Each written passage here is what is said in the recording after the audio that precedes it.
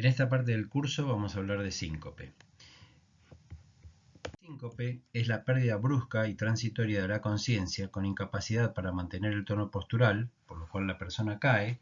Hay una recuperación completa y espontánea rápida y esto se produce por una reducción temporaria del flujo cerebral. Los pródromos son variables desde distintos síntomas hasta puede haber pacientes que no tienen ningún tipo de pródromo. La frecuencia de presentación varía de acuerdo al grupo etario que tomemos, pero es más frecuente en individuos mayores de 70 años. Se dice que el 30% de la población sufrió al menos en algún momento de su vida un cuadro sincopal. La etiología del síncope es variada y de ahí las dificultades tanto en estratificar un pronóstico como en evaluar su prevalencia. Pero en general se dice que el síncope neurológicamente mediado, que corresponde a los síncopes vasovagales, situacionales y el síndrome de seno carotidio, ocupan el 60% de las causas. El ortostático, que es el inducido por drogas vasodilatadoras o diuréticos, por hipovolemia, por distintas causas, o por fallas primarias o secundarias del sistema nervioso autónomo, ocupan el 15% de la cantidad de síncopes. Luego vienen los síncopes arrítmicos, tanto por bradi como por taquiarritmias. Luego la enfermedad cardiopulmonar en distintas formas de expresión, como cardiopatía isquémica, valvulopatías, disfunción protésica de válvulas, miocardiopatía hipertrófica, hipertensión pulmonar y tromboembolismo de pulmón, disección aórtica, mixoma, etc. Por último, hay un grupo muy reducido de cuadros sincopales que se deben a enfermedades no cardiovasculares, como podría serlo un ACV, un cuadro epiléptico, que pueden cursar también con síncope, y aproximadamente el 10% de las causas no se llegan a conocer de qué es lo que produjo el síncope. El síncope tiene un impacto muy importante en cuanto a morbilidad. Se dice que del 1 al 6% de las internaciones son a causa de síncope. Muchos de ellos tienen distinto tipo de injurias, mayores o menores, y también son responsables los síncopes de ansiedad en el paciente, alteración de su actividad diaria, restricciones para cuestiones sociales, cambio de empleo, etc. El pronóstico en cuanto a la vida también es variable de acuerdo al tipo de síncope que tengamos. Así vemos como en este gráfico se muestra que los síncopes de causa cardíaca tienen una elevada mortalidad y no así los síncopes secundarios a cuadros vasovagales, cuya población tiene una sobrevida semejante a los pacientes que no tienen cuadros sincopales. Cuando tenemos un paciente con síncope que se nos presenta en guardia, tenemos como objetivos diagnósticos. En primer lugar, distinguir el síncope real de otras formas de pérdida parcial o completa de la conciencia que ocurren, pero que son sin hipoperfusión cerebral global y son debidas, por ejemplo, a cuadros metabólicos como hipoglucemia, hiperventilación o hipoxemia aguda, intoxicaciones alcohólicas o por monóxido, etc., disturbios psiquiátricos o somatización, cuadros neurológicos como ACV, como dijimos recién, convulsiones, contusiones, etcétera, que pueden presentar cuadros sin hipoperfusión cerebral global, pero que provocan la caída del paciente y la pérdida de la conciencia, pero no son cuadros sincopales reales. Además de distinguir entonces si se trata de un síncope real, se debe establecer la causa del síncope con la mayor certeza posible, como para poder luego distinguir respecto a lo que les mostraba recién en cuanto a la sobrevida. Vamos a tener condiciones más benignas para la vida y otras más amenazantes para la vida. En la curva de recién se veía que los pacientes con cardiopatía tienen una marcada mayor mortalidad. Entonces, establecer un pronóstico confiable e iniciar un tratamiento para mejorar justamente la calidad de vida y disminuir la mortalidad. Como les decía, el diagnóstico diferencial debe hacerse en cuanto a esos cuadros neurológicos que mencionábamos, y en el caso concreto de las convulsiones, a veces hay confusión porque los pacientes con síncope, muchas veces arrítmico, tienen algunos movimientos mioclónicos, pero a diferencia de las convulsiones por epilepsia, estos movimientos mioclónicos no son rítmicos ni simultáneos en las extremidades y nunca ocurren antes de caer, sino que ocurren mientras el paciente está cayendo por hipoperfusión cerebral global. En cambio, las convulsiones se podría describir por testigos que podría haber un comportamiento normal previo, con auras, con una pérdida de la conciencia muchas veces vinculada a un estrés emocional, con giro de la cabeza hacia uno de los lados, el episodio es más prolongado que en el síncope real y bueno, sabemos que hay mordedura de lengua y hay confusión posictal, somnolencia y cefalea posterior. Una vez que tenemos conceptualizado que el cuadro se trata de un síncope, lo que tenemos que hacer es hacer un examen inicial básico con una historia clínica donde está remarcado el interrogatorio y el examen físico, que muchas veces está menoscabado en función de que se empieza a pensar en estudios complementarios sin hacer un buen interrogatorio. La base, como siempre se dice, para indagar sobre la causa de un cuadro sincopal es un buen interrogatorio que nos puede dar muchos elementos más que estudios complementarios que se hacen a veces sin un algoritmo determinado y nos llevan a confusión. Se debe, como parte del examen físico, medir la tensión arterial, el ortostatismo, los pulsos, si son regulares, iguales, simétricos, si hay soplos, probablemente realizar masaje de seno carotidio en los casos donde no se aclaró antes la causa, y una evaluación neurológica básica, simplemente para descartar que el cuadro se trate de una ACV o algún cuadro neurológico. O por ejemplo, saber si el paciente sufrió una contusión cerebral. Se deben realizar, como en toda guardia, los estudios complementarios básicos, electrocardiograma, muy importante en el caso de un síncope, laboratorio, para ver, por ejemplo, si no hay una anemia que provocó una hipotensión ortostática, y radiografía, que podría orientarnos sobre si el paciente tiene una valvulopatía, a lo mejor no estudiada, pero podría tener en la radiografía, podríamos ver calcificaciones valvulares o imágenes compatibles con estenosis aórticas con hipertrofia cardíaca, etc. Luego de ese examen inicial se evalúa, como dijimos antes, el riesgo y el pronóstico del paciente. Es fundamental para esto saber si el paciente tiene presencia o ausencia de cardiopatía estructural, y también en base a esa evaluación de riesgo se decide si el paciente se interna o se realiza seguimiento ambulatorio. Posteriormente se seleccionan, como dijimos, el algoritmo de estudios que pueden ir desde un monitoreo hasta un estudio electrofisiológico, pasando por ecocardiograma, ergometría, TIL-test, coronografía, y dentro de lo que es monitoreo también puede ser los distintos tipos de monitoreo, pero no usarlos en forma indiscriminada, sino en los pacientes que consideremos que el rendimiento va a ser el adecuado de esos estudios. Justamente para remarcar el tema del interrogatorio se debe tener una descripción completa del episodio, cómo comenzó el ataque, si el paciente tuvo pródromos, qué circunstancias y qué entorno tenía en el ataque, qué postura tenía, si justo se paró, si estaba parado hacía tiempo, qué actividad estaba realizando, si hubo algún evento precipitante, síntomas asociados y cuánto duró. El fin del ataque, cómo se dio, a veces uno simplemente preguntando, los familiares pueden decir que le levantaron las piernas o algún otro tipo de maniobra, qué sentía el paciente cuando se recuperó, si se sentía confuso, que esto da más para cuadros vagales, y si la recuperación es rápida, espontánea y brusca o más súbita, podría tratarse de un cuadro arrítmico. ¿Qué secuelas le quedaron? Si tuvo relajación de esfínteres. También consultar antecedentes familiares, antecedentes propios de enfermedad cardíaca, antecedentes de muerte súbita familiar, historia neurológica, enfermedades metabólicas, descartar si hay alguna hipoglucemia o posible o algo por el estilo, si hubo cambio en los medicamentos. Indagar también cuando el síncope es repetido, qué factores predisponentes podría haber, y justamente consultar si se trata de una recurrencia, o sea, si ya tuvo antes el paciente cuadros sincopales.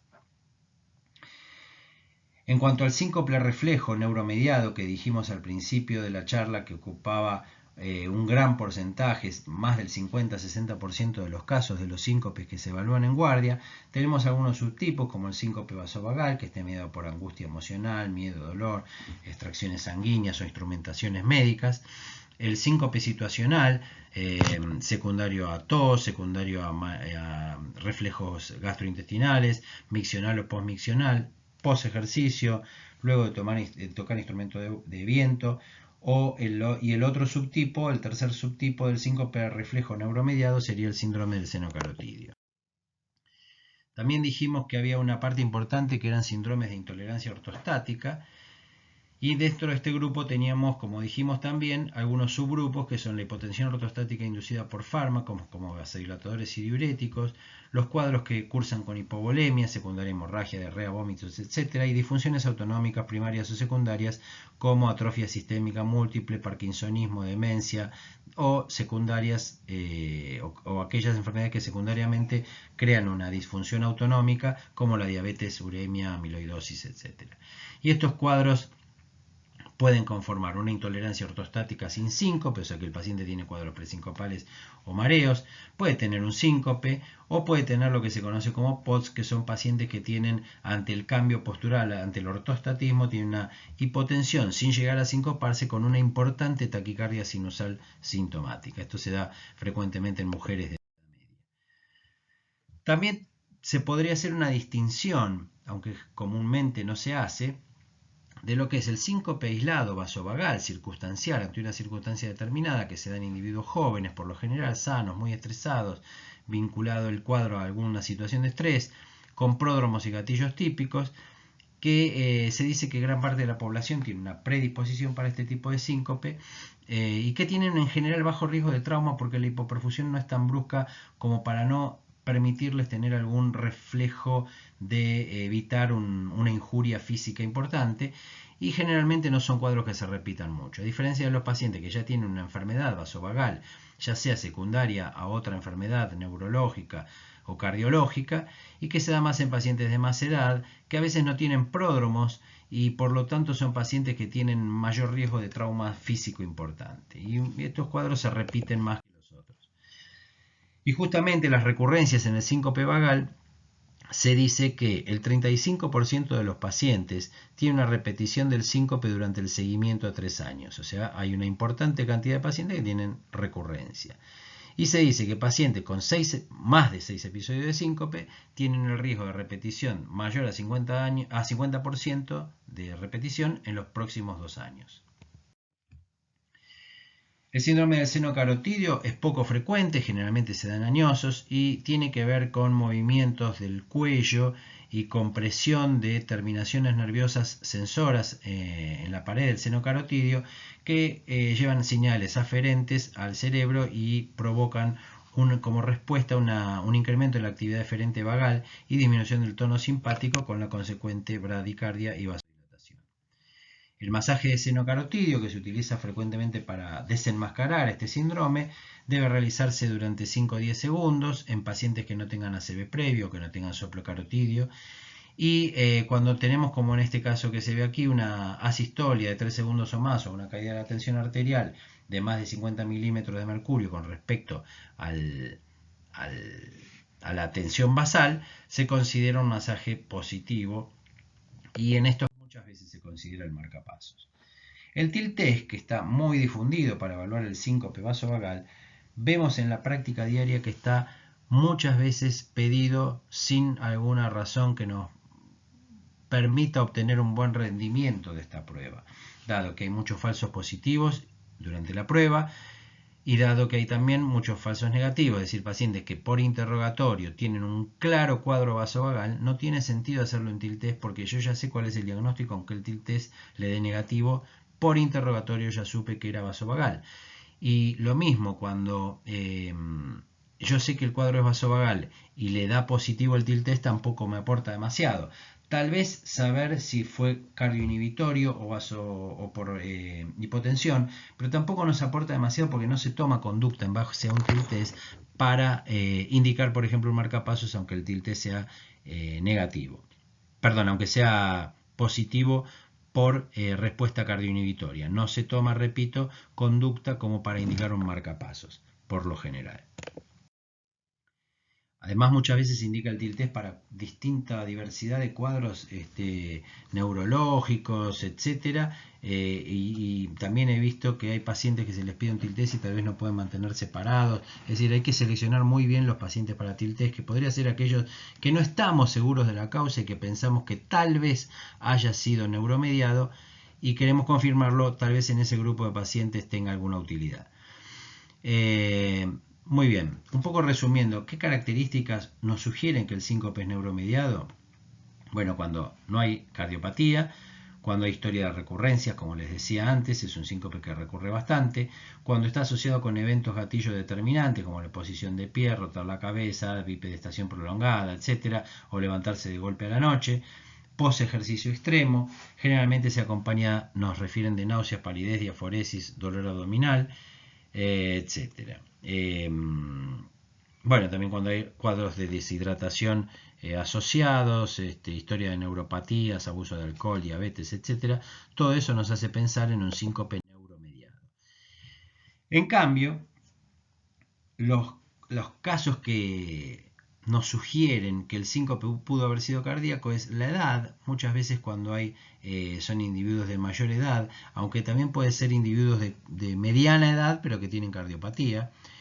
Cuando el pródromo es corto, eso da más para pensar que el síncope es cardíaco porque la hipoperfusión es más brusca y no da lugar a pródromos largos. Cuando el paciente estaba sentado o acostado, o cuando el síncope se da en ejercicio, como en el caso de una miocardiopatía hipertrófica, donde el síncope es en ejercicio y no post ejercicio. Cuando los episodios no son muy reiterados, porque generalmente estos cuadros son más dramáticos y se suele tener una intervención más precoz. Cuando hay cardiopatía estructural conocida, por supuesto, cuando hay historia de canalopatías o historia de muerte súbita familiar. Muchas veces se puede pensar también en el síncope de origen cardíaco cuando hay palpitaciones previas, pero esto no siempre es determinante porque pacientes con cuadros vagales, cuando uno les pregunta, también refieren muchas veces que tenía palpitaciones porque la palpitación es un síntoma muy referido en general. Y cuando tenemos también un electrocardiograma normal, ya sea por signos de isquemia, por prolongación del QRS, trastornos de conducción, bradicardia o alteraciones del QT, hipertrofia, etcétera, o arritmias, en estos casos también pensamos que el síncope puede ser cardíaco.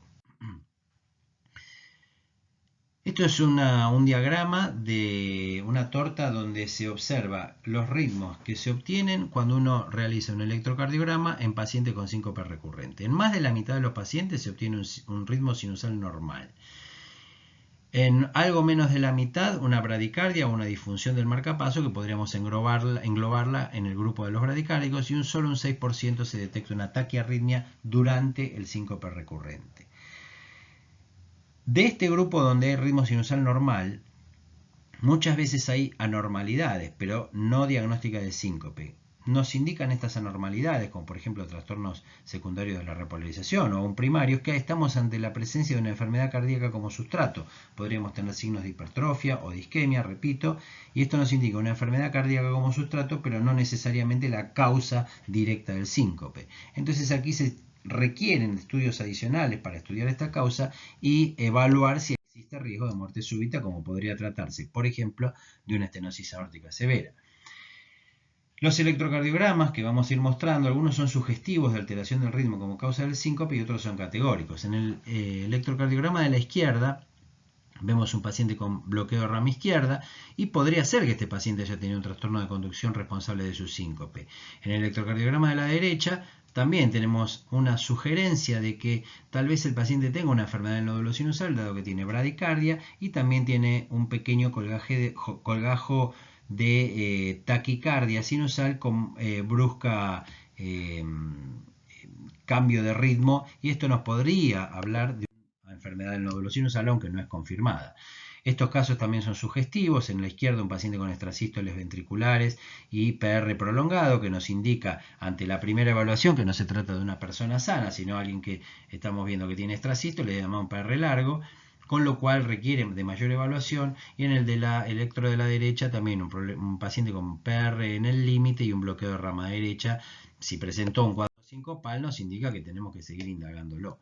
Estos casos que mostramos acá son electrocardiogramas categóricos para interpretar la causa del síncope, dado que vemos bloqueo AB completo en ambos casos, en uno con QRS angosto, en otro con el QRS ancho, pero es categórico para bloqueo, lo mismo que en estos casos, donde en el electrocardiograma de la izquierda se ve un bloqueo de rama derecha con hemibloqueo posterior, lo cual se considera muchas veces como un bloqueo trifascicular, dado que la hemirrama anterior es mucho más vulnerable, y entonces se considera que si hay bloqueo de rama derecha y hemibloqueo posterior, muy probablemente en algún momento en forma paroxística se dañe también la hemirrama anterior y el paciente tenga un cuadro sincopal.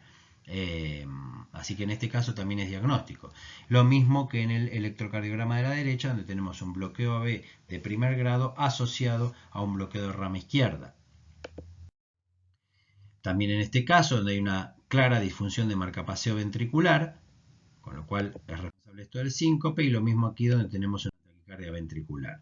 En este caso, como les mencionaba antes, podríamos encontrarnos con esto, que es un síndrome coronario agudo, y no sabemos si esta fue la causa del síncope, pero muy probablemente el paciente haya tenido probablemente una arritmia ventricular o alguna otra cuestión del ritmo, podría ser bradicardia también, y hay que estudiarlo un poco más, pero por supuesto primero ver su cardiopatía de base.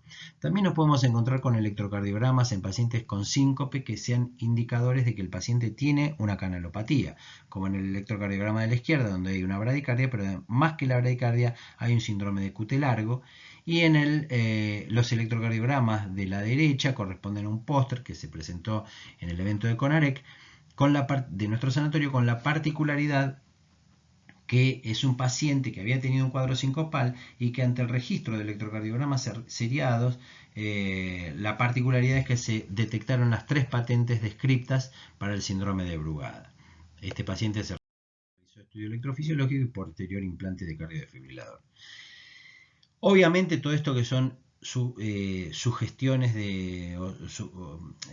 sugestión de que la causa del síncope pudo haber sido un trastorno del ritmo o no, obviamente el gol estándar es tener el registro espontáneo durante el cuadro sincopal, como en estos dos casos. En uno, en el de arriba, es una paciente que estaba internada con un síndrome de Steiner y hacía cuadros sincopales y no se sabían si era neurológico o no es neurológico, pero se pudo correlacionar con el monitoreo lo que se ve aquí, que es una taquicardia ventricular, con el síncope, por lo cual a esta paciente se le implantó un cardiodefibrilador. Y lo mismo el paciente, no es que se le implantó un cardiodefibrilador al paciente de abajo, pero sí se pudo constatar que una espiga ante un mal funcionamiento en cuanto al sensado de este marcapasos, una espiga sobre el lambda T disparó una taquicardia ventricular con fibrilación ventricular que requirió pronta intervención. Decíamos la importancia también de sacar, además de un electrocardiograma, un laboratorio de rutina, porque podemos encontrarnos con estos pacientes que te dan hipocalémicos con las consecuentes alteraciones de la repolarización y muy probablemente con causa rítmica del síncope secundaria a una causa metabólica. Ante la sospecha por radiografía, por soplo, por interrogatorio de una valvulopatía, debemos realizar un ecocardiograma para confirmar esta valvulopatía, como se ve aquí, o también la disfunción de una prótesis, o también, por ejemplo, el ecocardiograma puede servirnos para confirmar una hipertrofia ventricular, como se ve en la foto de abajo a la derecha. La ergometría, que no se utiliza como un estudio de rutina para un cuadro sincopal, en alguna pequeña población de pacientes donde uno podría sospechar un trastorno de conducción auriculoventricular, ante la ergometría, el bloqueo auriculoventricular completo en el ejercicio también es indicador de una baja reserva de conducción AB y podría ser la causa del síncope, pero ya les digo, la ergometría en un paciente seleccionado no como primera opción, pero cuando nos consultan frecuentemente la indicamos. Obviamente también se ven otras cosas como isquemia, hipotensión en el caso de una hipertrofia cardíaca, o podría desencadenarse también taquicardias ventriculares durante el ejercicio, que también podrían ser causa de síncope en el ejercicio. En estos dos casos de Holter vemos a la izquierda una paciente que tenía también cuadros sincopales, y en el Holter se vio una clara bradicardia muy grave. La paciente hoy en día tiene un marcapasos y está muy bien, y a diferencia de la paciente de al lado, que es una paciente del Holter que está en la otra parte de la diapositiva, es una paciente que había sido derivada para marcapasos, tenía menos de 20 años, la verdad es que no tenía ningún síntoma, el Holter había sido hecho como una rutina, pero en realidad acá lo que está pasando es que se trabó la cinta del Holter, por lo tanto no se tomó ninguna conducta. Fíjense que le falta la repolarización post-QRS y hay otros signos como aquí de que se ha trabado la cinta. En estos casos de Holter también se observa En pacientes dirigidos es donde se indicaría también el Holter, como en estos casos en la foto de la derecha, ante un paciente con cardiopatía y sospecha de arritmia ventricular, se hizo un Holter internado y se vio que el paciente tenía taquicardia ventricular, por lo cual se procedió a evitar que tenga una muerte súbita respecto a esta taquicardia ventricular.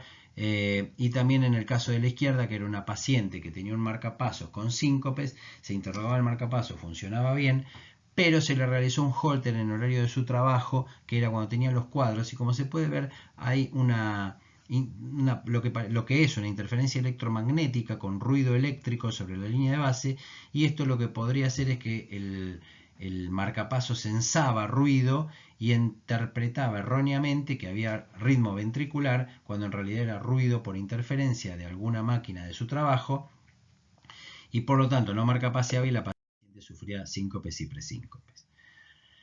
Respecto a los estudios electrofisiológicos, la indicación tanto para brady como para taquiarritmias en el síncope la realizamos en base a si hay cardiopatía estructural. No se debe utilizar el estudio electrofisiológico como gol estándar ni como una práctica generalizada, sino que el rendimiento mayor lo tienen pacientes que tienen cardiopatía estructural, electrocardiograma normal, bloqueo bifascicular y síncope, o lo usamos también en pacientes que han tenido accidentes automovilísticos, por ejemplo, o traumatismo importante, porque tenemos que definir bien si no hay una causa subyacente de un bloqueo AB completo o posible, y actuar en consecuencia para que no sufra otra injuria grave. Pero es difícil correlacionar los eventos espontáneos con los hallazgos del electrofisiológico. Esta es otra manera de estudiar los cuadros sincopales con registradores portátil de evento, que tanto pueden ser activados por el paciente cuando siente algún pródromo, o tanto se pueden activar espontáneamente. Aquí vemos como ante un cambio de frecuencia se activó el registrador de eventos y se queda grabado la bradicardia, y ahí se le puede preguntar luego al paciente si tuvo algún síntoma en ese horario. Y aquí, cuando el paciente activa el registrador de eventos para, como señalando que tiene algún síntoma, se ve que no tiene ninguna alteración del ritmo. Entonces es muy útil esto para correlacionar síntoma y ritmo. También hay otros equipos que cuando el paciente tiene síncopes muy esporádicos, también sirve para taquiarritmias, pero cuando tiene síncopes muy esporádicos se pueden implantar en el hemitórax izquierdo, en la parte anterior, un registrador de eventos implantable que se verifica de la misma manera a través de un programador. Se interroga el equipo cuando el paciente refiere que tuvo algún síncope y queda grabado si es que tuvo alguna alteración de ritmo. No tienen mucho sentido los estudios neurológicos, raramente son diagnósticos para el síncope y solo sirven para detectar enfermedad neurológica. En resumidas cuentas, lo que más rendimiento tiene es la historia clínica y el examen físico, con el interrogatorio a la cabeza, por supuesto. El electrocardiograma, como les mostré, en algunos casos se detecta algunas alteraciones que pueden ser o no causar el síncope, pero nos indican que el paciente requiere una evaluación más completa. Y en el estudio electrofisiológico tiene sentido cuando se hace en los pacientes que tienen cardiopatía y que no se detectó la causa del síncope antes. Holter, ergometría, etcétera, en casos individualizados, como les fui mencionando. Ahora bien, ¿cómo se maneja el síncope vasovagal? Bueno, lo principal es proveer educación al paciente, confianza, para que no sienta que es una amenaza para su vida, pero que cambie estilo de vida, es decir, que realice ejercicios cotidianos, que reconozca los pródromos, que no se levante de golpe, que no salgan ayunas a la calle, que evite injurias y trate de tener a mano o agua o un caramelo cuando siente que se está por desmayar. Puede hacer maniobras como cruzar las piernas, tensión de brazos, etcétera, para mejorar el retorno venoso, mejorar su ingesta hidrosalina, y también usar medias elásticas, y también puede se lo puede educar para realizar el tilt training, que es consiste en tener una posición muy parecida a la del tilt test, con la espalda apoyada sobre una pared y unos 30 centímetros separados los talones de la pared, con lo cual el paciente está inclinado y entrena su cuerpo para la inclinación, lo cual mejora la tolerancia al ortostatismo y disminuye la actividad refleja autonómica excesiva y reduce la cantidad de síncopes. se comienza con 3 a 5 minutos día y se trata de llegar a 30 minutos 2 veces por semana, aumentando 5 minutos cada semana hasta llegar a esos 30 minutos. En cuanto a la terapia farmacológica, se ensayaron distintas cosas como fludrocortisona, beta bloqueantes, etilefrina, etc., pero ninguna droga dio buenos resultados. Lo único que existe actualmente con alguna posibilidad de mejorar los cuadros sincopales, vasovagales, sobre todo hipotensivos, es el midodrine, que la única contraindicación que tendría aparentemente es la cefalea nocturna, por lo cual hay que tomarlo digamos en horas del día y no cerca del horario donde el paciente se va a dormir. Los betabloqueantes no mostraron gran utilidad y tienen más que nada un efecto placebo, aunque clásicamente se utilizaron. Les mencioné ya lo del midodrine. Y vamos a un punto que es controversial en general, que es la indicación de marcapasos en el síncope reflejo. Los estudios clásicos muestran resultados controvertidos y por demás discutibles.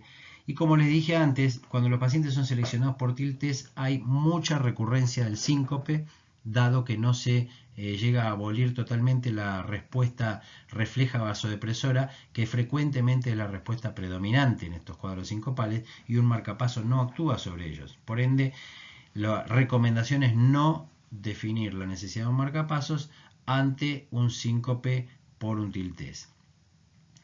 Sí se podría indicar en los casos donde hay una franca asistolia en los registradores de evento, y esos pacientes sí podrían mejorar con un marcapasos. Bueno, yendo tal vez a la parte que más importa respecto a lo que es un curso de emergencias, que es cuándo internar al paciente, un poco se desprende de todo lo que dijimos. ¿Qué pacientes vamos a internar? Bueno, aquellos que tienen alto riesgo. ¿Qué son cuáles? Los que tienen cardiopatía conocida o sospechada, tenemos que internarlos. Los que tienen alguna anormalidad en el electrocardiograma. Los que tenemos sospecha de síncope arrítmico, ya sea por su interrogatorio, por sus antecedentes de arritmias, por el relato del síncope. Aquellos que tuvieron síncope durante el ejercicio, aquellos que tuvieron una injuria severa, un traumatismo importante o un accidente, también debemos internarlos para estudiar mejor qué fue lo que pasó. Los que tienen antecedentes de muerte súbita familiar, aquellos que tienen síncope recurrente y nunca aclarado, también tenemos que ver qué es lo que está pasando. Los que tienen antecedentes de arritmia, ya les dije, los que tienen antecedentes de canalopatías, o aquellos pacientes con síncope que tienen un dispositivo cardíaco, hasta que pueda ser interrogado ese equipo, ese dispositivo, y ver si no hay alguna falla en él. Es muy importante la recomendación de trabajar en una unidad de síncope. ¿Para qué? Para tener una mejor estratificación del riesgo de los pacientes, optimizando los test diagnósticos, como les dije antes, según el caso, y no utilizarlos sin un algoritmo establecido para cada paciente. Individualizar en esta unidad los pacientes de alto riesgo, dado que algunos lucen saludables, pero pueden tener el antecedente de una canalopatía o muerte súbita familiar, y encontrar en el electrocardiograma un QT prolongado. Obviamente esos pacientes hay que internarlos y dirigir mejor los estudios, consultar con el electrofisiólogo y ver si requiere algún tratamiento más invasivo. Y también la unidad de síncope evita, por otra parte, cuando uno hace un diagnóstico de un cuadro vasovagal con ninguna alteración en el examen físico ni en el electrocardiograma, evitar la internación innecesaria de estos pacientes. La sobrevida está demostrada que es mejor cuando se evalúa a nivel de una unidad de síncope respecto a los cuidados estándares de cualquier guardia. Una unidad de síncope consiste en hacer, como ya dijimos varias veces, un buen interrogatorio de examen físico, un monitoreo de 6 horas, control horario de signos vitales y sobre todo de ortostatismo, pruebas ortostáticas. Ideal disponer de un ecocardiograma para definir cardiopatía estructural o no. Podría realizarse masaje de seno carotidio y, si está disponible, consulta con el electrofisiólogo. Como conclusiones de esta clase de síncope. El síncope es una causa frecuente de acceso a la guardia, genera incertidumbre, mucha, tanto al paciente como para la familia como para el médico, para saber cuál fue la causa. Se debe determinar entonces la etiología, justamente. Como primera línea, utilizar el interrogatorio, examen físico, el registro eléctrico y el laboratorio, y también la radiografía. En base a estos hallazgos iniciales, generar un algoritmo diagnóstico, y el pronóstico, saber que es variable. Entonces, tratar de individualizar a los pacientes de alto riesgo para internarlos y tratarlos. justamente tratando las causas graves eléctricas y las causas leves pero que han sufrido injurias o que le alteran al paciente la calidad de vida, y obviamente en los casos que se encuentra alguna enfermedad de base como alguna cardiopatía isquémica, etcétera, tratamiento de esa enfermedad de base. Muchas gracias.